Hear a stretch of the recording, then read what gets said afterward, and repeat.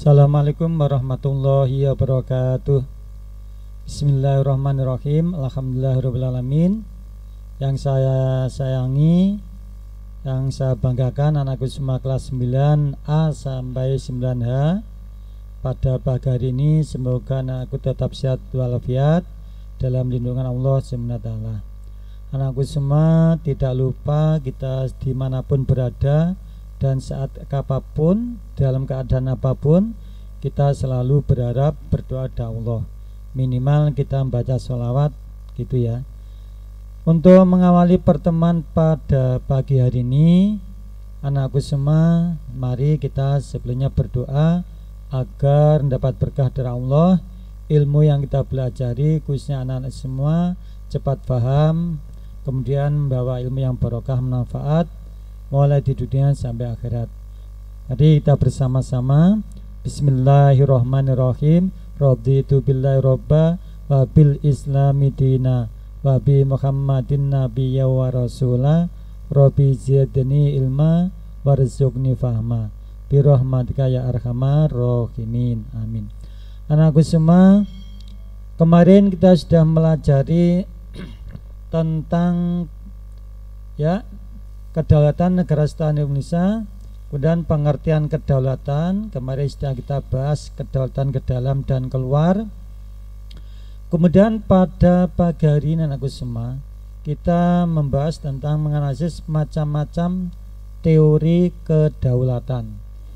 Yang kedua, menganalisis prinsip-prinsip kedaulatan NKRI. Kemudian yang ketiga, mengaplikasikan penyelenggaraan pemerintahan yang demokratis di bawah rule of law. Di anak-anakku semua, saya ulang sekali aja, setiap negara yang merdeka pasti punya kedaulatan. Kedaulatan masih ingat ya, kekuasaan tertinggi. Ini kita yang pelajari pagi hari ini adalah tentang kedaulatan. Setiap negara, kedaulatan kita NKRI mulai Sabang sampai Merauke. Maka simbolnya merah putih kita genggam erat-erat ya, kita genggam erat-erat, jangan sampai lepas selama bangsa Indonesia itu ada. Maka kita wajib mempertahankan, meneruskan perjuangan para pahlawan. Dan perbatasan laut Indonesia di 10 negara kemarin kita singgung lagi sekilas saja. Ini adalah perbatasan wilayah kita dengan negara tetangga Singapura, Malaysia, Brunei, Papua Nugini, dan Australia. 10 negara di dekat wilayah kita. Ini kita jaga. Pengalaman 2 pulau Natuna dan Legidan sudah lepas dari pangkuan Indonesia, dan Timor Leste ini yang sudah ada, ini kita jaga. Maka simbolnya NKRI TNI adalah NKRI harga mati. Hakikat dan teori kedaulatan anak-anak. Jadi pada pagi hari ini nanti kita mempelajari macam-macam teori kedaulatan. Datang sudah pelajari, dan macam-macam teori kedaulatan.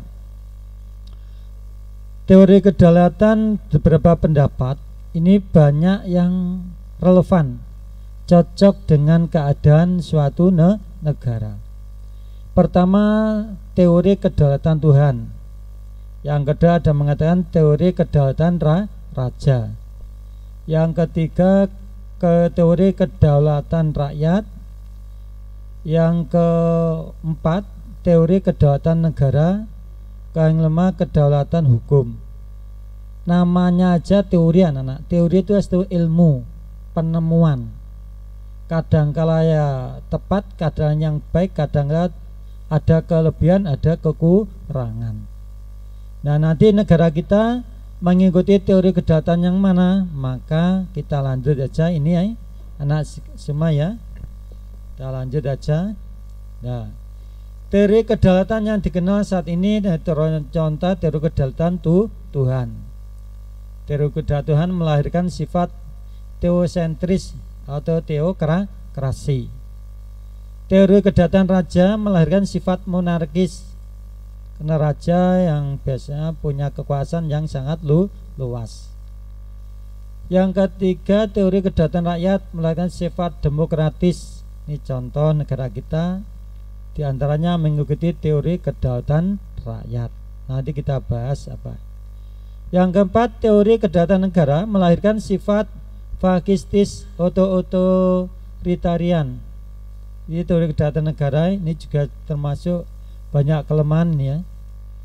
Yang kelima, teori kedaulatan hukum melahirkan sifat demokratis, Rechtsstaat dan rule of law. Kemudian yang keenam, teori kedaulatan pluralis melahirkan sifat yang pragmatis, pluralis. Ini teori-teori kedaulatan. Kemudian kita bahas mulai satu persatu. Teori kedaulatan Tuhan, anak semua. Kemarin kedaulatan adalah kekuasaan tertinggi dari suatu negara. Kalau menurut teori kedaulatan Tuhan, kekuasaan tertinggi dalam negara itu berasal dari Tuhan. Jadi didasarkan pada agama. Jelas kalau Tuhan kaitannya pasti dengan agama. Teori ini berkaitan dengan teokrasi tentang negara, baik mengenai pembenaran eksistensi negara maupun asal mula adanya negara yang dikembangkan pada abad pertengahan.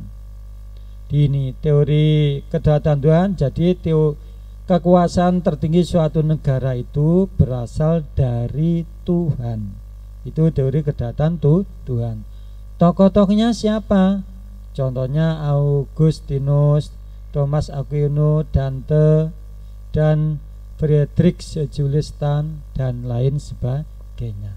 Negara yang mengikuti negara barat dan ada negara yang timur. Jadi teori kedaulatan Tuhan ini, tapi ya teori kedaulatan Tuhan mungkin ada yang negara yang mengikuti, ada tidak, itu pasti juga ada. Teori kedaulatan rakyat ini anakku semua. Sekarang teori kedaulatan Tuhan. Kedaulatan tertinggi suatu negara berasal dari Tuhan yang dilimpahkan kepada seorang atau penguasa sebagai wakil Tuhan di muka bumi. Jadi seorang presiden atau raja, seumpama Pak Jokowi atau raja Arab kemarin yang berkunjung Indonesia, Salman itu ya, itu kok menjadi raja atau presiden, itu adalah kekuasaan yang berasal dari Tuhan. Di teori kedaulatan Tuhan seperti ini. Saya ulang, jadi seorang presiden atau raja itu adalah kekuasaannya berasal dari Tuhan yang dilimpahkan kepada seseorang atau penguasa. Jadi presiden atau raja itu adalah wakil Tuhan di muka bumi. Contohnya, tokohnya tadi sudah sama ini gambar orangnya ya, tokoh teori kedaulatan Tuhan. Dia anak-anak ya, kalau kurang jelas nanti bisa japri, WA nomor saya bisa, sewaktu-waktu akan saya beri tanggapan. Yang kedua, teori kedaulatan raja, anak-anak. Dalam abad pertengahan, teori kedaulatan Tuhan berkembang menjadi teori kedaulatan raja yang menganggap atau berpendapat bahwa raja bertanggung jawab kepada dirinya sendiri. Kekuasaan raja berada di atas konstitusi. Ia bahkan tidak perlu mentaati hukum moral agama. Justru karena statusnya sebagai representasi wakil Tuhan di dunia, maka pada masa itu kekuasaan raja berupa tirani bagi rakyatnya. Tirani ini kekuasaan yang penuh sehingga sewenang-wenang kepada rakyat, memimpin dengan kekerasan.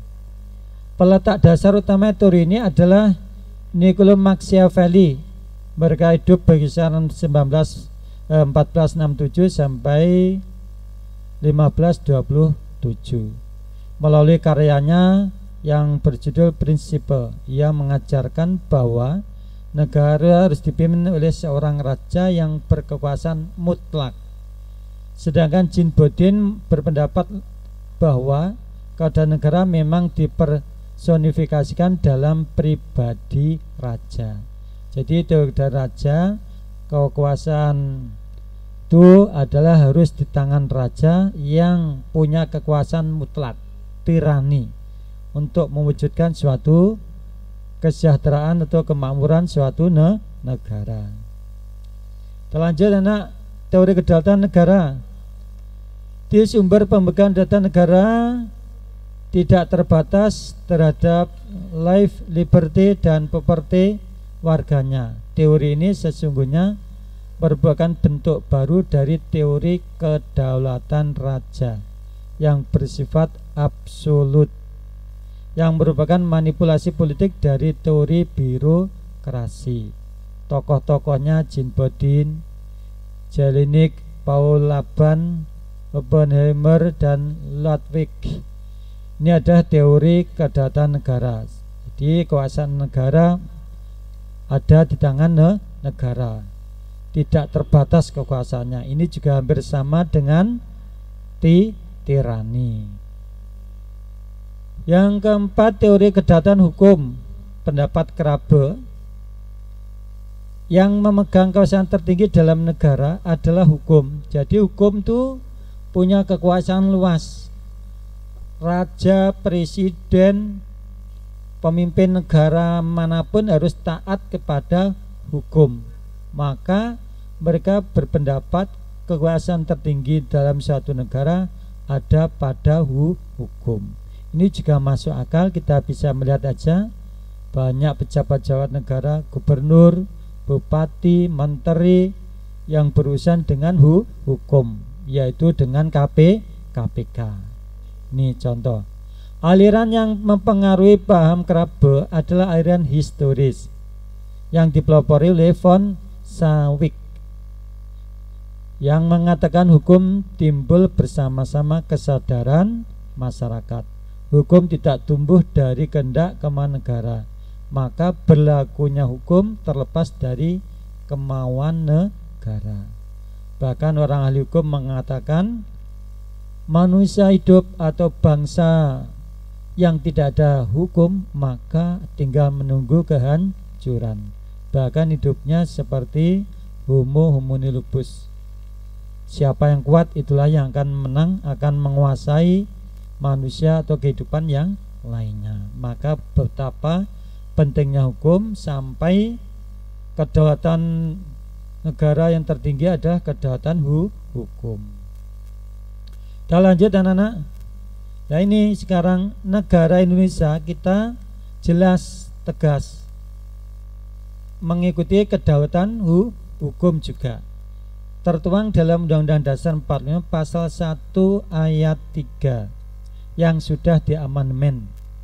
Diamandemen, ingat ya, disempurnakan mulai tahun 1999 sampai 2002. Di Undang-Undang Dasar 45 diamandemen sebanyak berapa kali? 4 kali. Bunyinya seperti ini, bahwa Indonesia adalah negara hukum dan bukan negara atas kekuasaan belaka. Jadi sesuai dengan kedaulatan hukum tadi, Indonesia juga mengikuti kedaulatan hukum. Hukum menjadi patokan, panutan, dasar untuk penyelenggaraan pemerintahan negara, kehidupan masyarakat, bangsa dan negara. Itu semuanya berpijak berdasar pada hukum yang berlaku. Walaupun menteri, walaupun gubernur, presiden sendiri kalau menyimpang, melawan terhadap hukum, pasti ya akan berhubungan dengan hukum itu sendiri. Contohnya Indonesia yang menegakkan hukum diantaranya adalah KPK. Kemudian kesimpulannya, negara kita menganut satu teori kedaulatan Tuhan, juga mengakui kekuasaan ini berasal dari Tuhan. Yang kedua, teori kedaulatan rakyat. Kita dari rakyat, oleh rakyat, untuk rakyat. Yang ketiga tadi adalah teori kedaulatan hukum. Jadi kita juga mengikuti teori kedaulatan hukum ditegaskan dalam pasal 1 ayat 3 Undang-Undang Dasar 1945. Nah, ini simbolnya hukum ya, simbol hukum, law, hukum. Dan seperti ini, kalau sudah nanti proses hukum saya peradilan, ini proses simbolnya dua simbol kiri kanan harus seimbang. Kalau tidak seimbang itu namanya tidak adil. Jadi hukum titik akhirnya ini mencari keseimbangan, mencari keadilan. Pelopor kedaulatan rakyat ini ya, contohnya seperti ini.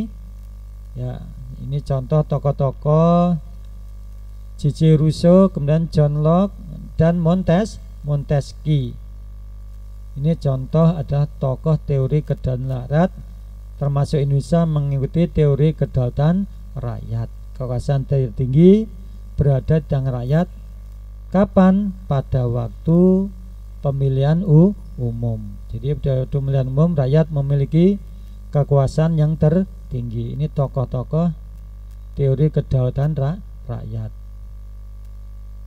Nah, kita materi ini intinya seperti ini anak-anakku semua.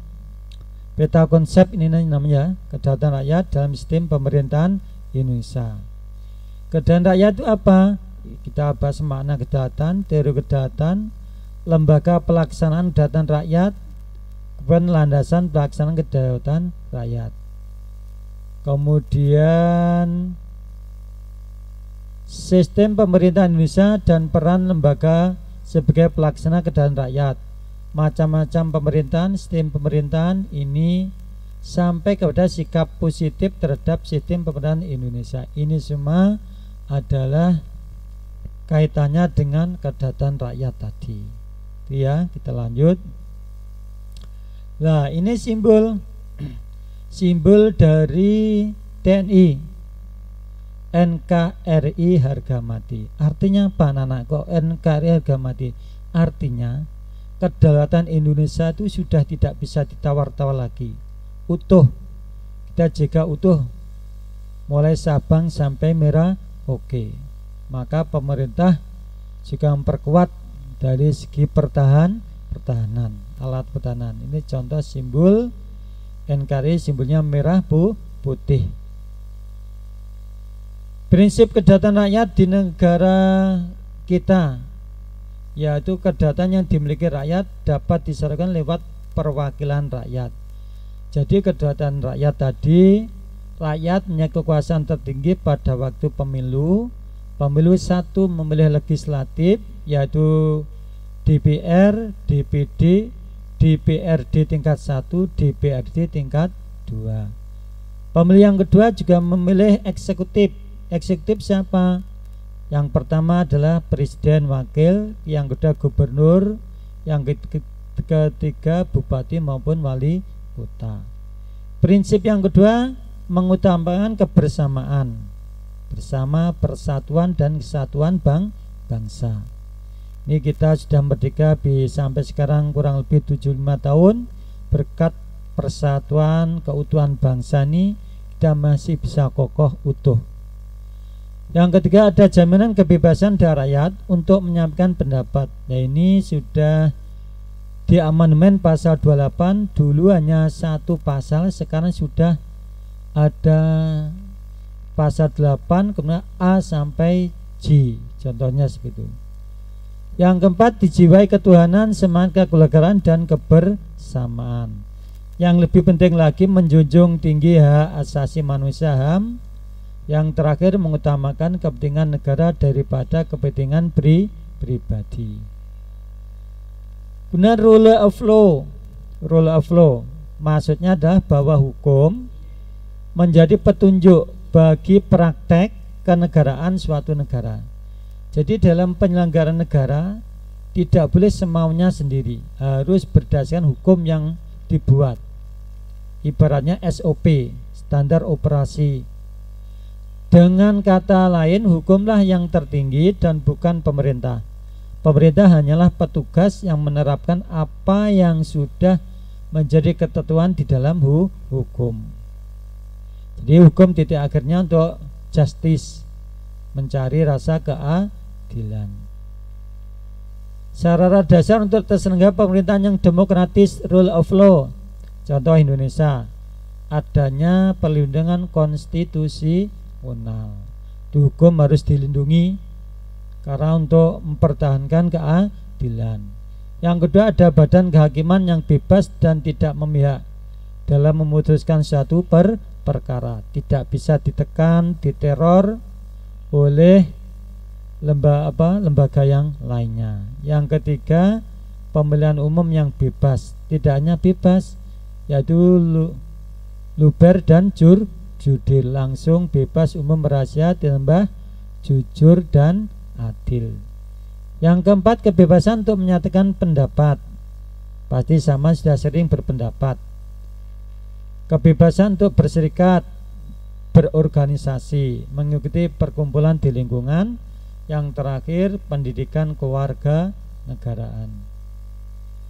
Demikian anakku, semoga anak tetap sehat semua. Tugas kemarin yang mengerjakan tidak begitu banyak, maka insya Allah minggu depan akan saya beri tugas lagi. Semoga anak tetap sehat, semangat, dapat yang barokah. Demikian kita baca alhamdulillah, alhamdulillahirabbil alamin.